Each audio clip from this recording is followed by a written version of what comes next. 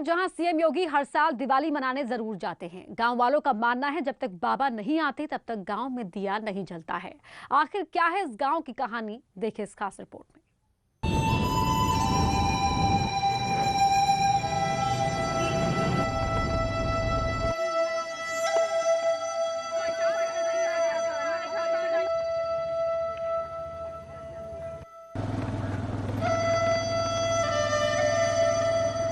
आज हम आपको लेकर चलेंगे एक ऐसे गांव में जहां पे आजादी तो हमें 1947 में मिली थी, लेकिन उन लोगों के लिए आजादी आई 2017 में।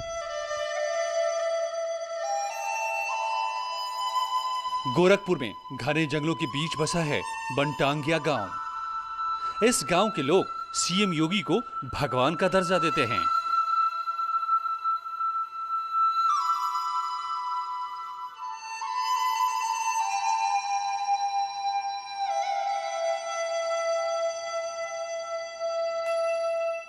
क्योंकि दिवाली के दिन सीएम योगी जब तक इस गांव में नहीं पहुंचते तब तक यहां दिया नहीं जलता है। सीएम योगी 2007 से हर साल इस गांव में दिवाली मनाने जाते हैं। उम्मीद तबा जबले बाबा नहीं है तबले यहाँ दीपक नहीं जरेला। हाँ। और हर साल माननीय मुख्यमंत्री जी दिवाली मनाने के लिए उनके साथ ही जाते हैं, मनाते भी है। अब आप सोच रहे होंगे कि आखिर इस गांव में ऐसा क्या है जहां सीएम हर साल दिवाली मनाने पहुंचते हैं।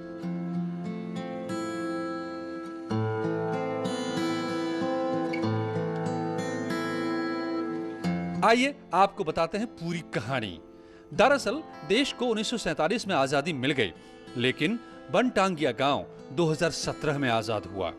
ऐसा इसलिए कह रहे हैं क्योंकि बुनियादी सुविधाओं के साथ साथ इस गांव के लोग मौलिक अधिकारों से भी वंचित थे। मगर अब इस गांव में हर वो सुविधाएं हैं जो एक सामान्य गांव में होते हैं।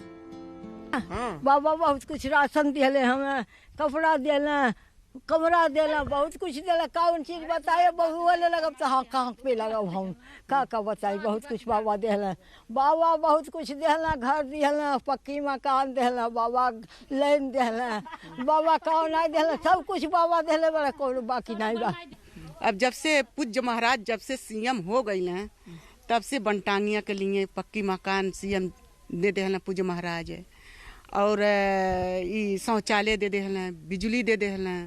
हमन के बहुत आराम से बाटी। अब अंग्रेजों के शासन में रेलवे के विकास के लिए यहाँ बड़े पैमाने पर पेड़ लगे। इसी पेड़ों की रखवाली के लिए कुछ लोगों को जंगलों के बीच बसा दिया गया। वक्त बदला, अंग्रेज यहाँ से चले गए, लेकिन जंगल के बीचों बीच बसने वालों की किसी सरकार ने सुध नहीं ली। यही नहीं, इस गांव के लोग सरकार के किसी भी रजिस्टर में दर्ज नहीं थे और न ही इस गांव में कोई सरकारी सुविधा थी।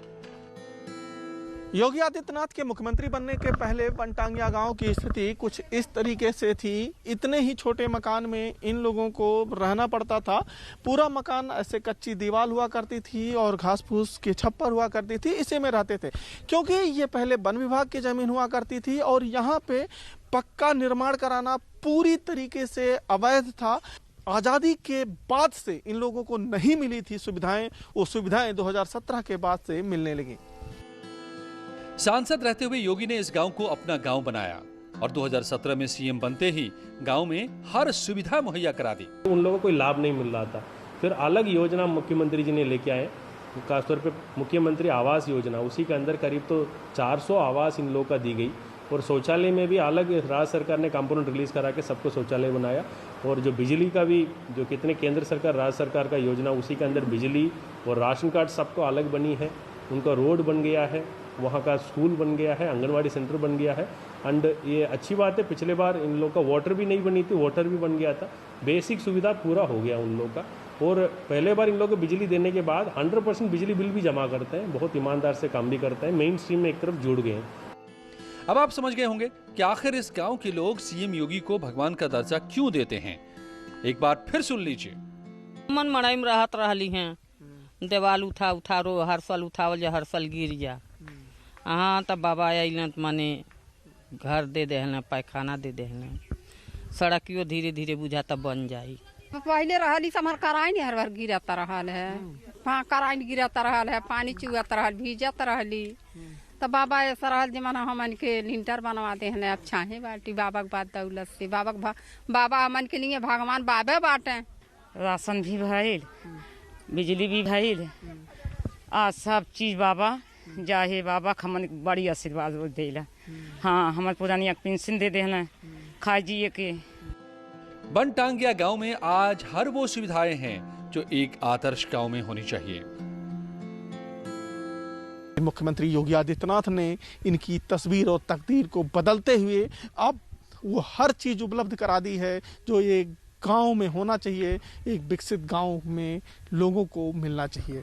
अखिलेश पांडे के साथ रामगोपाल द्विवेदी, न्यूज़ 18 गोरखपुर।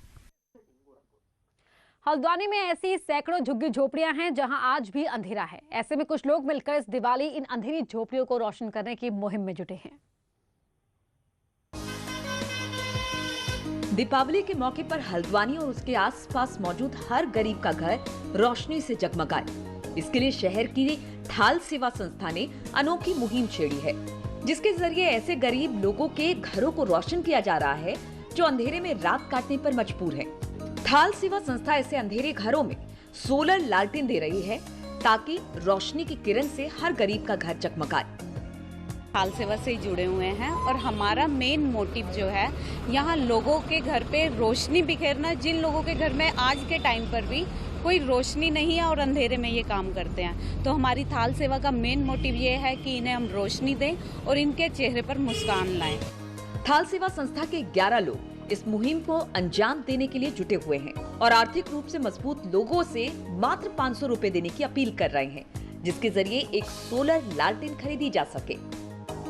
हमने इस माध्यम से ये मुहिम जारी की है कि इस बार हम बम पटाखे ना फोड़कर इस बार हम लोग सब लोगों को अपने साथ जोड़ रहे हैं। 500 रुपए का योगदान लोगों से ले रहे हैं और उस 500 रुपए से इन झोपड़ियों में, हर झोपड़ियों के अंदर हमारा एक सपना है कि हर झोपड़ी में एक रोशनी की किरण दिखाई दे, इसलिए हम लोग ये लालटेन का प्रोग्राम चालू करा हम लोगों ने। आज भी कई गरीबों के घर अंधेरे में है, ऐसे में थोड़ा ही सही लेकिन थाल सेवा की इस नायाब कोशिश से दीपावली के हिस्से का कुछ उजाला इन गरीब लोगों को भी मिल सकेगा। न्यूज़ 18 के लिए हल्द्वानी से शैलेंद्र नेगी की रिपोर्ट। इस बुलेटिन में इतना ही। खबरें जारी हैं।